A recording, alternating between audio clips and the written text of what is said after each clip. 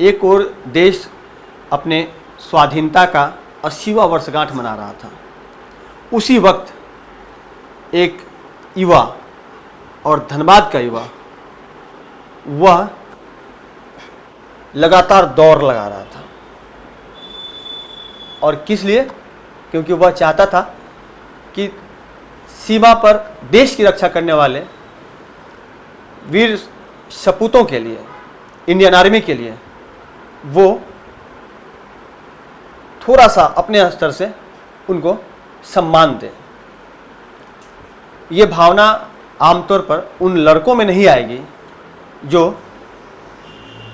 सिर्फ डफली बजाकर सरकारों का विरोध करना जानते हैं या फिर अराजकता फैलाकर सोशल मीडिया पर अनाप शनाप कमेंट करके अपने ही देश के बारे में भला बुरा कहने से बाज नहीं आते।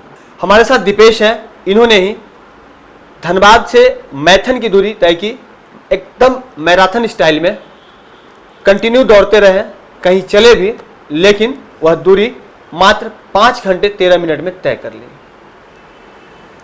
बड़ी बात यह है कि हम लोग उड़न पड़ी के नाम से पीटी उषा का नाम जानते हैं और भारत में बहुत सारे खिलाड़ी हुए जो मैराथन में बहुत अच्छा कर पाए, लेकिन इंडियन आर्मी के लिए अगर किसी ने किया हो तो उसके लिए एक लाइक तो बनता ही है। तो दीपेश से हम जानते हैं। दीपेश, कैसे आपके मन में आया कि हमको इंडियन आर्मी को कुछ अलग तरीके से सम्मान देना है? सर नमस्कार, मैं दीपेश कुमार। मुझे अपने इंडियन आर्मी को ट्रिब्यूट देना था। सबसे पहले तो मैं अपने पापा को शुक्रिया करना चाहता हूँ। उन्हीं के वजह से मैं इतना हो पाया हूँ अभी। तो उन्हीं को देख देख के मैं सीखा हूँ और मैं आगे भी उनको देख के सीखूँगा ही।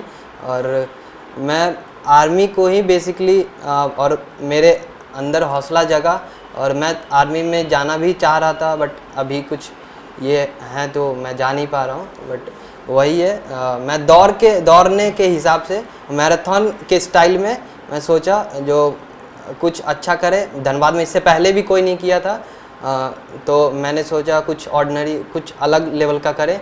तो मैंने अपने दोस्त को कॉल किया कि भाई कुछ करना है, 15 अगस्त है और इससे खास मौका नहीं हो सकता है कि मैं अपने देश के लिए और इंडियन आर्मी के लिए कुछ ट्रिब्यूट दे सकूं।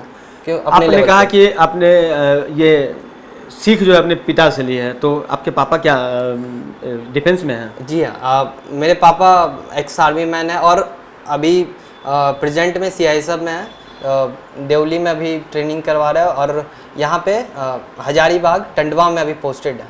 तो उन्हीं से मैं ज़्यादा इंस्पायर होता हूँ और उन्हीं से ज़्यादा ही सीखता हूँ कुछ। चलिए, कैसे अगर हम बात करें आपके पर्सनल लाइफ की, तो थोड़ा सा अपने पढ़ाई लिखाई के बारे में बताएं कि आपकी स्कूलिंग कहाँ से हुई, मीडिया, उसके बाद कॉलेज कहाँ पे पढ़ाई कर रहे हैं और भविष्य में क्या बनने की इच्छा है?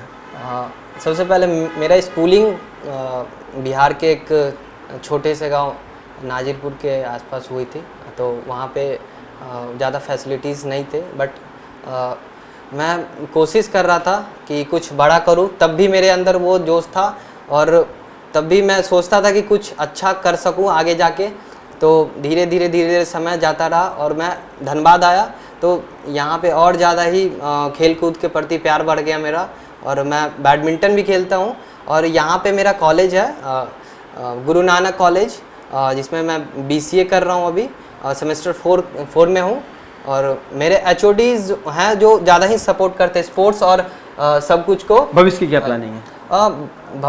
भविष्य की मेरी यही है कि मैं अच्छा आदमी बन सकूं खुद के लिए और अपने परिवार के लिए, और मेरे आसपास जितने हैं वो मेरे सामने रहे तो अच्छा लगे और मैं अपने फ्यूचर को ज़्यादा अच्छा देख सकूं और ऐसे ही फिटनेस के प्रति आगे बढ़ता रहूं, सबको आज जागरूक करता रहूं। भविष्य में इंडियन आर्मी का हिस्सा बनने का इच्छा है या नहीं? जी ज़रूर है और मैं कोशिश कर रहा हूँ। ऊपर वाले चाहे तो हो जाऊँगा, बट देखता हूँ। अगर जो जितना अच्छा मेरे से हो सके मैं अपने खुद से ही बोलते हैं ना, कर्म करते रहना चाहिए, तो मैं कर्म करूँगा जो जितना सही से सही हो सके। आप यूथ हैं, आपसे एक सवाल जानना चाहेंगे, क्योंकि कल अगर जिस तरह से प्रोटेस्ट चल रही थी, इस बीच कल मुख्यमंत्री ने घोषणा किया कि जितने भी हाल फिलहाल में TDPL और JPSC की जो तमाम परीक्षाएं हैं वो सरकार ने रद्द करने की घोषणा की, क्योंकि उसमें कदाचार हुए थे, उसमें धांधली हुई थी।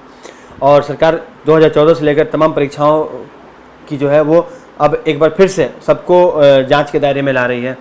और जो छात्र अनशन पे बैठे हुए थे, आंदोलन चल रहा था, उन लोगों ने कल रात में जश्न मनाया है।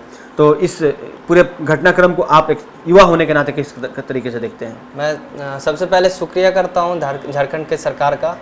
सबसे पहले तो उन्होंने स्टूडेंट को की सुनी। मैं भी एक स्टूडेंट हूँ, मैं फील कर सकता हूँ। और कल जिस तरह से जो हम लोग को खुशियाँ मिली है सरकार के प्रति। और सबसे पहले तो जयपाल सिंह मुंडा स्टेडियम रांची में जो प्रोटेस्ट कर रहे थे, सबसे पहले तो मैं वहाँ जा नहीं सका, मेरा इंजरी चल रहा था, तो मैं चाहता था जाने का, बट मैं गया नहीं। सबसे पहले तो मैं उनका शुक्रिया करता हूँ जो खुद भूखे रह के छात्रों के लिए लड़ते रहे, खुद अच्छा दूसरों के लिए सोचते रहे।